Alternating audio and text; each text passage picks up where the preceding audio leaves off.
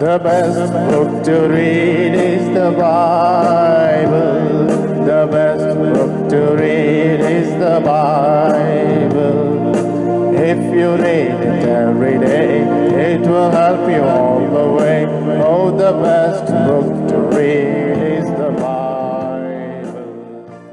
Dear brothers and sisters in the Lord, ప్రభునందు ప్రియమైన సహోదరి సహోదరులారా, the verse for today's meditation is taken from the book of Genesis, chapter 22, verse 5. ఈరోజు మన ధ్యానం కొరకు ఆదికాండము 22వ అధ్యాయం 5వ వచనం నుండి తీసుకొనబడింది.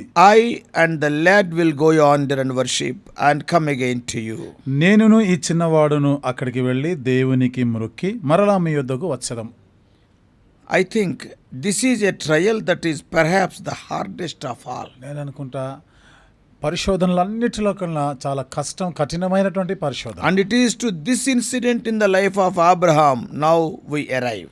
ఇది ఇప్పుడు అబ్రహాము జీవితంలో సంభవించిన సంగతి, అది మనం చూస్తున్నాం. And in the 22nd chapter of Genesis, ఆదికాండం 22వ అధ్యాయంలో it is one of the most famous stories in the Bible. Bible గ్రంథంలో ప్రఖ్యాతి అయినటువంటి విషయాలు ఇదొకటి. That is the Abraham offering up his son Isaac. Abraham తన కుమారుడైన ఇస్సాకుని బలిగా అర్పించుట. I think anyone can see in this account of Abraham offering his son Isaac as a burnt offering.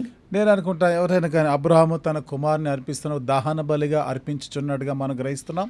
And everybody can see a remarkable foreshadowing in the Old Testament of the work of Christ in the New Testament. క్రొత్త నిబంధనలో క్రీస్తు జరిగించే కార్యము పాత నిబంధనలో ఒక ఛాయగా అందరూ కూడా దీన్ని It గమనించగలుగుతారు. seems to me that no one watching old Abraham binding his dear son on the altar. ఇక్కడ ఎవరు కూడా వృద్ధుడైనటువంటి అబ్రహాము తన యవనస్తున్నటువంటి కుమారుని బలిపీఠం మీద పెట్టి తన కట్టివేసినట్లుగా ఇప్పుడు మనం చూడడం లేదు. Nobody is seeing, all alone he is binding his son. ఆయన తన కుమారుని ఆ విధంగా బలిపీఠం మీద కట్టేస్తున్నప్పుడు ఎవరు చూడడం లేదు. When అక్కడ ఎవరు లేరు. nobody is seeing, this old Abraham is binding his dear son. ఎవ్వరు లేనప్పుడు ఎవరు చూడడం లేదు. అలాంటి పరిస్థితుల్లో అబ్రహాము తన కుమారుని కట్టి బలిపీఠం మీద పెడతాడు. And it is heartbreaking within him because see, same thing we can see in the New Testament. తన హృదయాన్ని బద్దలు చేసేటువంటి సంఘటన అది. అదే క్రొత్త నిబంధనలో కూడా మనం It is a parallel with God sending his own son to the Calvary mountain centuries later. ఆ తర్వాత శతాబ్దాల తర్వాత దేవుడు తన ఏకైక కుమారుని ఆ కల్వరి కొండ మీదకి పంపించిన దానికి సమాంతరమైన సాదృశ్యం. I want to touch on that aspect as we go through this story.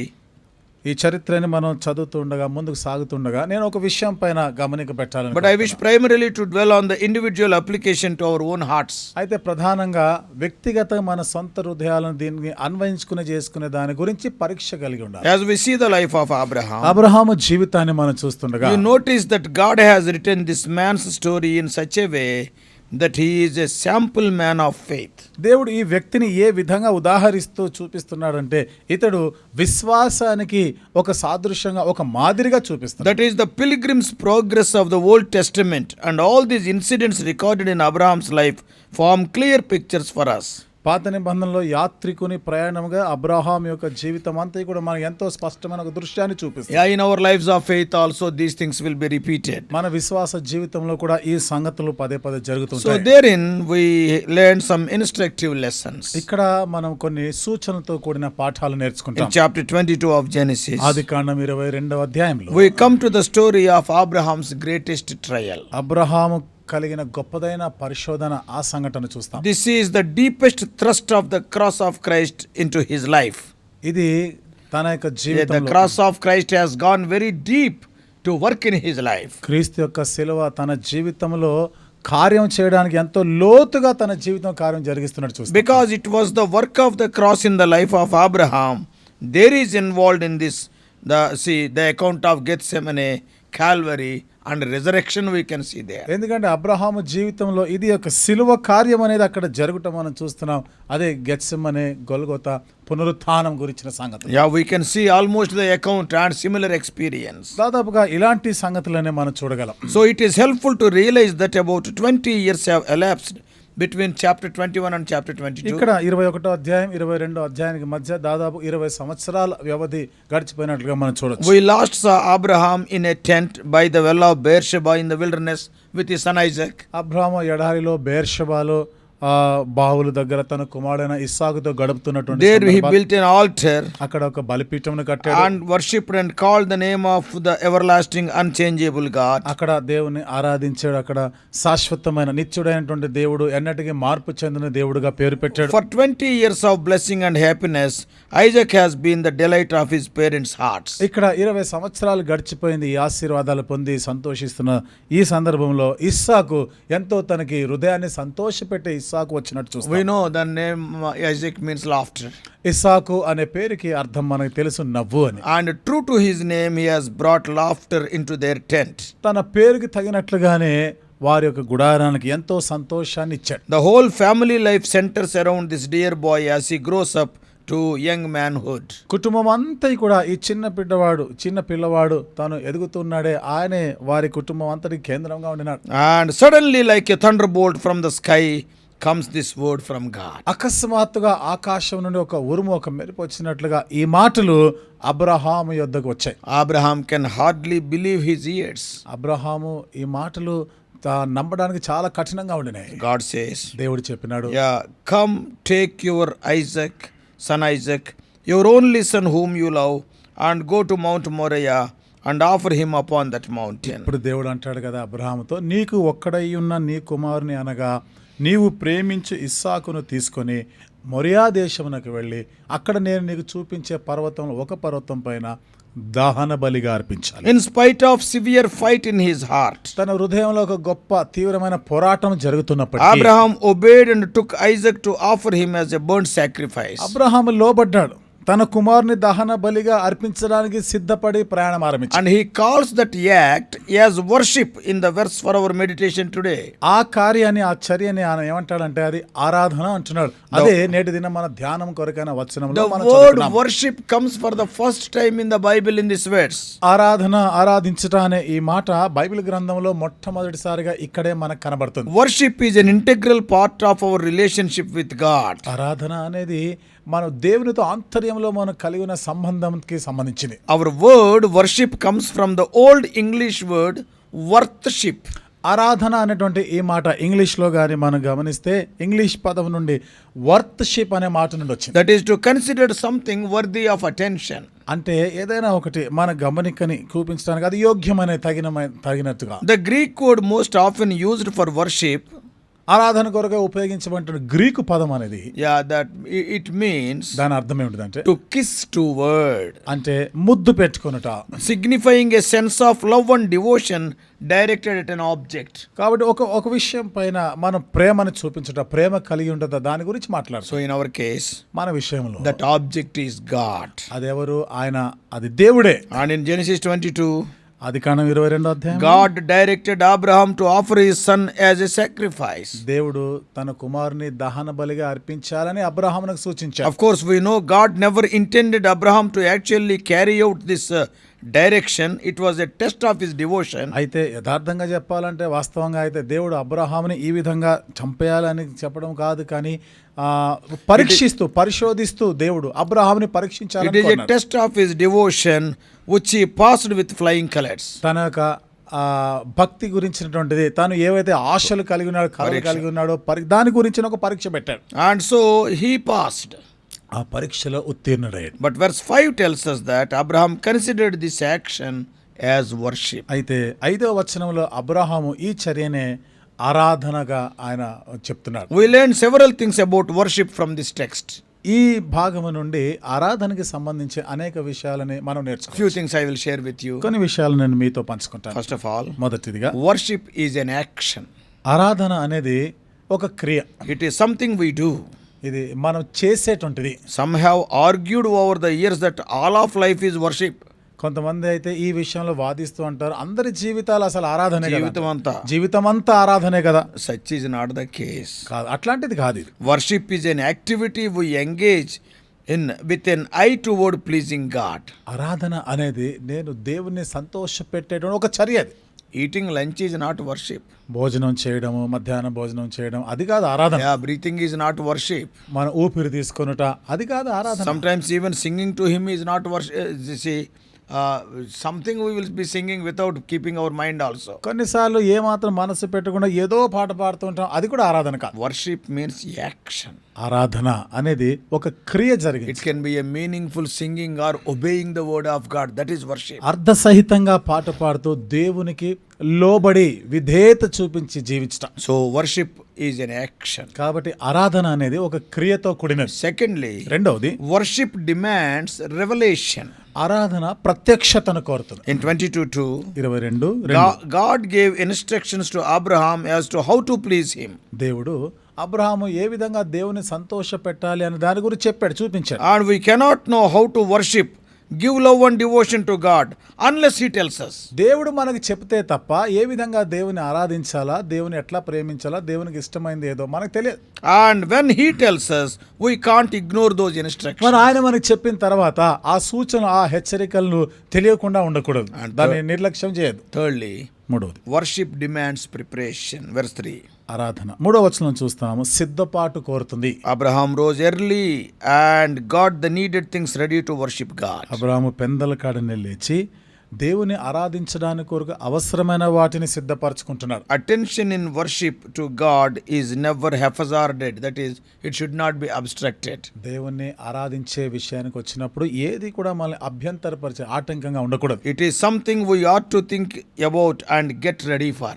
మనము దాని గురించిన ఆలోచన కలిగి దాని కొరకు సిద్ధపడాలి. Even Sunday worship also. ఆదివారం ఆరాధన కూడా. After coming to the house of God, somebody will give a message, then I will prepare. That is wrong. దేవుని మందిరానికి వచ్చిన తర్వాత ఎవరో వాక్యం చెప్తారు, అప్పుడు నేను ఆరాధన కొరకు సిద్ధపడతాను అనేది తప్పు. As a matter of fact, with worshipful hearts, we have to enter into the courts of the Lord. వాస్తవంగా చెప్పాలంటే ఆరాధన కలిగిన జీవితం, ఆరాధనతో నింపబడిన జీవితంతో, హృదయంతో దేవుని మందిరంలో ఆవరణంలో Then ప్రవేశించాలి. why is the message? మరి అట్లాంటప్పుడు వర్తమానం ఎందుకు ఇంకా? To give some direction to the worship. ఆరాధన కొరకైన ఒక నడిపింపు నీకు It ఇవ్వడానికి. is not to create the worship. ఆరాధనని నీలో పుట్టించడానికి కాదు, To give a direction for what you have to worship. దేని కొరకై నువ్వు ఆరాధన చేయాలని దాని ఒక నడిపింపు So అన్నమాట. worship is already there and the message will give you a direction. ఆరాధన నీ హృదయంలో ఉంది ఇప్పటికే, ఇప్పుడు వర్తమానం ద్వారా ఆరాధన కొరకైన నడిపింపు నీకు వస్తుంది. Don't think that the worship will come only when you enter into the house of God and it will go away after you leave the house of God. It will be always in you. ఆరాధన అనేది ఏదో మందిరం లోపలికి వచ్చిన తర్వాత ఉంటుంది, బయటికి వెళ్ళిపోయిన తర్వాత ఇక ఆరాధన పోతుంది కాదు, ఎల్లప్పుడూ కూడా ఈ ఆరాధన జీవితం నీలో ఉంటుంది. So first of all, worship demands action. మొదటిది ఆరాధన క్రియలు జరిగించడానికి అది కోరుతుంది. And secondly, it involves revelation from the Lord. రెండవది దేవుని యొద్ద నుండి ప్రత్యక్షత కావాలి. And thirdly, it demands preparation. మూడవది సిద్ధపాటు కావాలి. And fourthly, నాలుగవది worship demands separation. ఆరాధన ప్రత్యేకతని కోరేది. Verse 6. 6వ వచనం, Abraham and Isaac separated themselves from those who might have distracted them from coming before God. Abraham ఇస్సాకులు వారిద్దరు కూడా సిద్ధపడి ఇక దేవుని వద్దకు వెళ్తున్నారు. వారిని దేవుని నుండి వారిని వేరు చేసేవారు ఎవరు లేకుండా వారి నుండి వేరైపోతున్నారు. Yeah, see, they are keeping those servants there only. పని వారిని అక్కడే పెట్టేసి. Imagine what the men with him might have done when Abraham started to sacrifice Isaac. ఊహించండి, ఒకవేళ అబ్రహాము ఇస్సాకుని బలి అర్పిస్తుండగా పనివారుగానే అక్కడికి వచ్చుంటే ఏం చేసేవాళ్ళు వాళ్ళు ఊహించండి. They likely would have tried to stop him. వాళ్ళు దాదాపుగా అబ్రహాముని ఆ పని చేయకుండా ఆపేవారే కదా. Do you allow people to get in the way of your worship to God? నీవు దేవుని ఆరాధిస్తూ ఉండగా అభ్యంతరపరచడానికి అనుమతిస్తావా? Oh, sometimes the husband will intervene, wife will intervene, children will intervene. కొన్నిసార్లు భార్య అడ్డుపడతాడు, భర్త దాంట్లో జోక్యం చేసుకుంటాడు, కొన్నిసార్లు పిల్లలు అడ్డుగా ఉంటారు. It should not be like that. ఆరాధన విషయంలో అట్లా ఉండకూడదు. Separation is a must in worship. ఆరాధనలో ప్రత్యేకత వేరై ఉండటం అనేది చాలా అవసరం. And fifthly, ఐదవది, worship requires dedication. ఆరాధనకి ఒక ప్రతిష్టత కావాలి, నిబద్ధత కావాలి. How must Abraham have felt when he heard the command of God in 22:2? 22వ అధ్యాయం 2వ వచనంలో దేవుని యొద్ద ఆజ్ఞ అబ్రహాము విన్నప్పుడు ఆయన తాను ఎట్లా అనిపించింది తన మనసులో? Was he really supposed to love this God who had blessed him so and promised him so much more than his own son? నిజంగా Can he believe? ఇంతగా ప్రేమించిన దేవుడు, ఇంతగా ఆశీర్వదించినటువంటి దేవుడు, ఆశీర్వదిస్తానని వాగ్దానం చేసిన దేవుడు తానే తన కుమారుని బలిగా అర్పించమనడం అది నమ్మశక్యంగా ఉందా అబ్రహాంకి? Yeah, the answer is yes. జవాబు అవును అన్నట్టుగా He believed, he loved the Lord. నమ్మినాడు, దేవుని నమ్మాడు, In దేవుని truth, ప్రేమించాడు. God expects all of us to put him first in our lives. కాబట్టి సత్యం ఏమిటంటే మన అందరం కూడా మన జీవితాల్లో ఆ దేవుని మొదటి స్థానం, ఆయనకి ప్రథమ స్థానం ఇవ్వాలని You can read కోరుతున్నాడు. Matthew 22, 37, 38. మత్తయి సువార్త 22వ అధ్యాయము 37, 38 వచనాలు మనం చదవచ్చు. And Matthew 10, 37. మత్తయి సువార్త 10వ అధ్యాయం 37వ వచనము. Yeah, these verses speaks of the preeminence which we have to give to the Lord. ఈ వచనాలన్నీ కూడా మనం దేవునికి ఇవ్వవలసిన ప్రథమ స్థానం, ప్రాధాన్యతను గురించి మాట్లాడుతాం. So 5 important things in relation to Abraham's worship we are seeing. కాబట్టి అబ్రహాం యొక్క ఆరాధనలో 5 ప్రాముఖ్యమైన సంగతులను గురించి మనము చెప్పుకున్నాం. There is an action involved. ఆరాధనలో క్రియ ఉంటుంది, It demands revelation. దానికి ప్రత్యక్షత It కావాలి, demands preparation. సిద్ధపాటు It కావాలి, demands separation. ప్రత్యేకత కావాలి, And also dedication. అంతేకాదు ప్రతిష్టత కూడా కావాలి. That means we must be more devoted to him than anything else we can imagine. అందుకనే మనం ఇంకా మిగతా వాటి అన్నిటికన్నా కూడా దేవుని ఎడల, ఆయన ఎడలనే భక్తి కలిగి ఉండాలి. Yeah, that is tough. That is very difficult. అది చాలా కష్టమైనది. But true worship means letting go and sacrificing to God, sacrificing our time, energy, money, everything. అయితే నిజమైనటువంటి ఆరాధన అదే, మన సమయము, మన డబ్బు, మన తలాంతులు, మన శక్తి సమస్తము కూడా దేవుని కొరకు అర్పించి వేయాలి. Finally, sixthly, చివరిగా 6వది, worship results in adoration. ఆరాధన ఆయనను ఘనపరచడానికి, అది దాని ఫలితాలు అవి దేవుని ఘనపరచేవారు. In Genesis 22 verses 13 and 14. ఆదికాండం 22వ అధ్యాయం 13, 14 వచనాలు. Once his hand was stayed from killing his son, ఒకసారి ఆయన తన చెయ్యి stopped. తన కుమారుని చంపడానికి చెయ్యి ఎత్తినప్పుడు అది ఆపు చేయబడింది. Abraham offered up a ram in worship to God. అక్కడ అబ్రహాము ఒక గొర్రెపిల్లని వధించి అక్కడ దేవుణ్ణి ఆరాధించాడు. We all know the whole story. ఇక ఈ చరిత్ర అంతా మనకు తెలిసిందే. Think of how happy his heart must have been in that moment. ఆ క్షణంలో తన హృదయం ఎంత సంతోషంగా ఉండుంటుందో ఆలోచన చేయండి. Adoration flowed from Abraham's heart. దేవుని ఘనపరచుట, ఆయనను హెచ్చించుట, ఇది అబ్రహాం హృదయంలో నుండి పొంగి How much thankful he must be when God has stopped and God has shown the ram in his place. దేవుడు తన చెయ్యి ఆపి ఇస్సాకు స్థానంలో వధించడానికి, అర్పించడానికి ఒక గొర్రెపిల్లని చూపించిన ఆ సందర్భంలో అబ్రహాము ఎంత కృతజ్ఞత కలిగి ఉంటాడో. Oh, he must have forgotten everything. అంతా మర్చిపోయి ఉంటాడు. ఇంకా And a new love is created towards God. దేవుని ఎడల నూతన ప్రేమ పుట్టుకొని వచ్చుంటది. Oh, brothers and sisters, సోదరి సోదరులారా, may God help us to apply these principles in our lives ఈ also. నియమాలన్నీ మన జీవితంలో కూడా అన్వయింపజేసుకునే దానికి దేవుడు సహాయం చేయనుగాక. May God bless us. దేవుడు మనల్ని దీవించునుగాక. Shall we pray? ప్రార్థన చేసుకుందాం. Loving Heavenly Father, ప్రేమగల మా పరలోకపు our తండ్రి, gracious God, కృపగల మా దేవా, Lord, we know very little about worship. దేవా, ఆరాధన గురించి మాకు చాలా తక్కువగా తెలుసు. Oh Lord, for the first time it is mentioned in Genesis chapter 22, that word worship. ప్రభా, ఆరాధన అనే ఈ పదం, ఈ మాట ఆదికాండం 22వ అధ్యాయంలో మొదటిసారిగా మేము చూస్తున్నాం. 6 important lessons we have learned. 6 ప్రాముఖ్యమైన పాఠాలు మేము నేర్చుకున్నాం. Worship involves action. ఆరాధనలో క్రియలు ఉండాలి.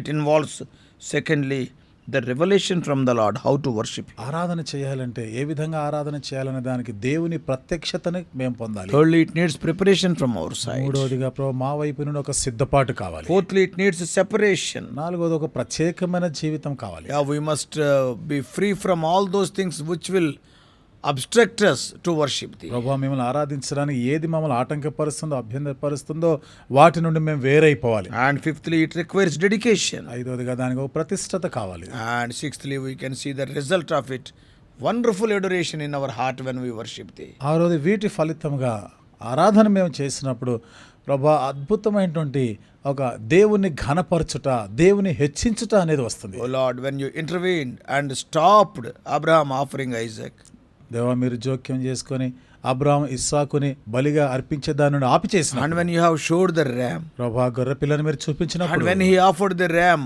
by standing beside Isaac, ఆ గొర్రె పిల్లని ప్రభా ఇస్సాకు ప్రక్కన నిలబడి ఆ గొర్రె పిల్లని వధించినప్పుడు, అర్పించినప్పుడు, what a new adoration, new joy unspeakable must have entered into the heart of Abraham. Abraham యొక్క హృదయంలో ఎంతగా చెప్పశక్యము కాని సంతోషము, దేవుని ఘనపరచుట, ఇవన్నీ ప్రభా తన హృదయంలో నుండి పొంగి వచ్చుంటాయి. New dedication. నూతనమైనటువంటి ఒక ప్రతిష్టత, సమర్పణ.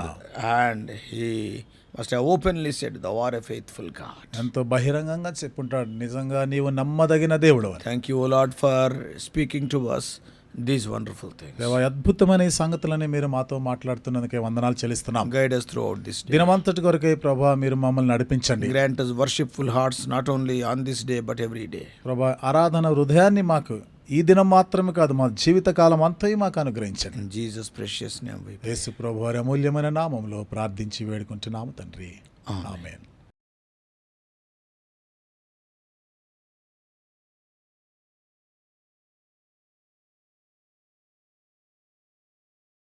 God bless you all. Please subscribe for more spiritual messages on YouTube channel John Victor Hebron.